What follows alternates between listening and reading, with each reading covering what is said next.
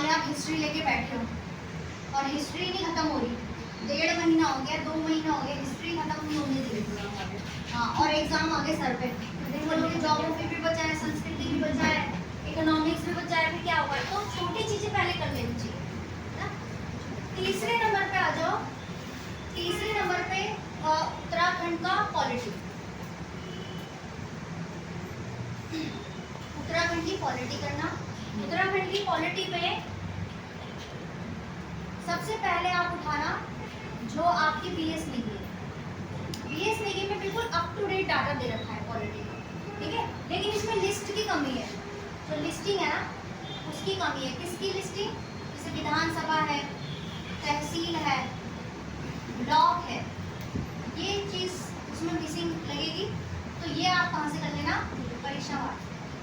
सबसे पहला ही चैप्टर है, सबसे पन्ना खोलते ही परीक्षावाड़ी का यही है सबसे आगे, ठीक है। तो बस ये वाला चीज देख लेना, बाकी सारी चीजें किससे पढ़ोगे? बेस लेके से, बिल्कुल अप टू डेट है।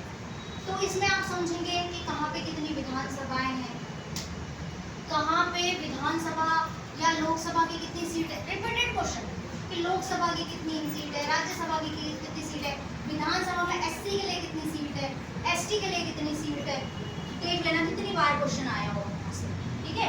और कहाँ पे सबसे ज्यादा विधानसभाएं हैं, कहाँ पे तहसील सबसे ज्यादा है, कहाँ पे ब्लॉक सबसे ज्यादा है, कौन सा ब्लॉक अल्मोड़ा में नहीं है, ऐसे 4 दे देता ऑप्शन। तो इस टाइप से पॉलिटिकल स्ट्रक्चर पता होना चाहिए, क्योंकि आपको जाना भी तो उसी में ही है, उसी डिपार्टमेंट में तो जाना है आपने, एडमिनिस्ट्रेशन में। तो ये बेसिक चीजें आपको पता होना चाहिए, ठीक है। तो कहाँ से पढ़ोगे? कुछ चैप्टर आपको मिल जाएंगे परीक्षावाड़ी में और अप टू डेट डाटा मिल जाएगा बीएस नेगी। इसी में से आपको इम्पोर्टेंट आयोग के बारे में भी पढ़ना है कि कौन से आयोग की स्थापना कब हुई है। बार बार क्वेश्चन आया है। जैसे सेवा का अधिकार है ना, वो उत्तराखंड ही एकमात्र उसको करने वाला। आरटीआई है तो वो कब है ना, ऐसे कोई भी होगा। वुमन से रिलेटेड आयोग, ओबीसी का आयोग, जितने भी इम्पोर्टेंट आयोग है वो आपको कब वो बना, कौन उसका अभी अभी हेड, अगर नया नया हेड अपॉइंटमेंट हुआ हो तो वो हो गया। तो आप क्या कह सकते हैं? आयोग। और आयोग में जो भी नए नए लोग नियुक्त हो रहे होंगे, नियुक्ति हो रही होगी, अपॉइंटमेंट हो रहा होगा, उसको करंट के साथ जोड़ करके उसको पढ़ सकते हैं, ठीक है। आयोग हो गया आपका, ये इससे जोड़ना है। दूसरा, जितने भी कानून और एक्ट सरकार पास कर रही है, जैसे भू कानून हो गया है ना, और जैसे मदरसा वाला हो जाएगा अभी, ऐसे जितने भी महिला आरक्षण हो गया, नकल निरोधी कानून हो गया, जितने भी कुछ इंपॉर्टेंट एक्ट्स होंगे, कानून होंगे, ऐसी कोई चीज होगी जो स्पेशली उत्तराखंड ने करी हो, जैसे यूसीसी है ना, ऐसा पहला देश का राज्य है हम लोग जिन्होंने क्या किया है? यूसीसी को लागू किया है, एक्ट पास करके। बिना एक्ट के गोवा में है, लेकिन एक्ट पास कर, क्योंकि वहां से ना पुर्तगीज कानून, लेकिन जो हमारा कॉन्स्टिट्यूशन है आर्टिकल 44 डीपीएसपी, उसको करके हम ही हैं सबसे पहले, ठीक है। सेकंड नंबर पे कौन है? थर्ड है फिर असम, ठीक है। तो ऐसे करके आप उसको करंट के साथ भी, नेशनल लेवल के करंट के साथ भी जोड़ सकते हैं, क्योंकि तीसरा गुजरात कर दिया है अभी लेटेस्ट, ठीक है। तो ये हो गया आपका, ये जोड़ देना है आपने इसमें। और कुछ भी दिमाग में आ रहा हो पॉलिटी से रिलेटेड तो यहाँ ऐड कर देना।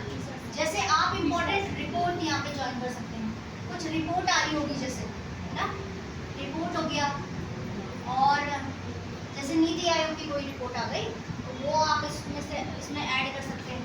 और जो इम्पोर्टेंट योजनाएं हैं, कुछ सरकार की ऐसी योजनाएं हैं जैसे वुमन से रिलेटेड हो, मान लिया दिव्यांग से रिलेटेड हो, दुर्बल जो होते हैं उनके लिए वो कोई भी ऐसी स्कीम्स वगैरह वो आप यहाँ पे ऐड कर सकते हैं। तो ये डाटा कहाँ से मिलेगा? तो ये जो बेसिक डाटा है बीएस नेगी से हो जाएगा।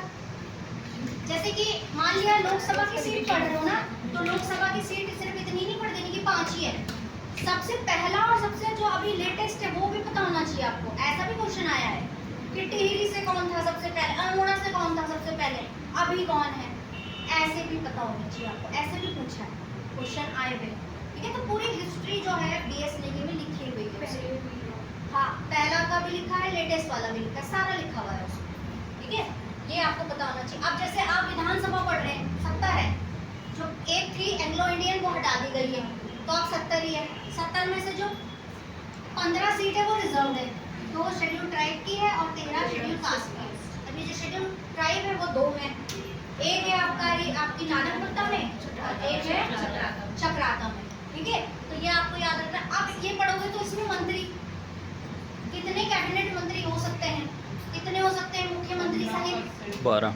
12 मुख्यमंत्री सहित 12 हो सकते हैं। तो ये कब आया, वैसे ही नेशनल लेवल का पॉलिटी से जुड़ेगा, बट कॉन्स्टिट्यूशन अमेंडमेंट कौन सा है, 91st कॉन्स्टिट्यूशनल अमेंडमेंट एक्ट 2003। 15% ही हो सकते हैं, लेकिन 15% के हिसाब से हमारे कम आ रहे हैं, तो या तो 15% या 12, मिनिमम 12 और 15% मैक्सिमम, ठीक है। अब ये जो मंत्री हैं, इन मंत्रियों में भी महिलाएं थी, कि पहली विधानसभा में कितनी महिलाएं थी, उनमें से मंत्री पद पे भी कितनी है, ऐसा भी क्वेश्चन आया है कि पहली विधानसभा में कितनी महिलाएं थी, ठीक है। 3 थी, 4 थी, 5 थी, जितने भी, वो ऐसे करके क्वेश्चन आए। तो आप देख रहे हो कितना डीप जाना है, और सारे के सारे डिटेलिंग आपको मिल जाएगी बेस सब। तभी तो मैं बोल रही हूँ कि पॉलिटी के लिए आपको ये फॉलो करना है, क्योंकि अप टू डेट डाटा मिलेगा आपको, उतना डिटेल्ड में आपको परीक्षा मारी में तो यही तो पता होना चाहिए कि कौन सी बुक में क्या चीज़ पढ़नी है, ताकि टाइम वेस्ट ना हो, एक्स्ट्रा एफर्ट ना लगाना पड़े। सब चीज़ ऑलरेडी करके दे रखा है, बस एक जगह पे इकट्ठी होनी चाहिए, ठीक है।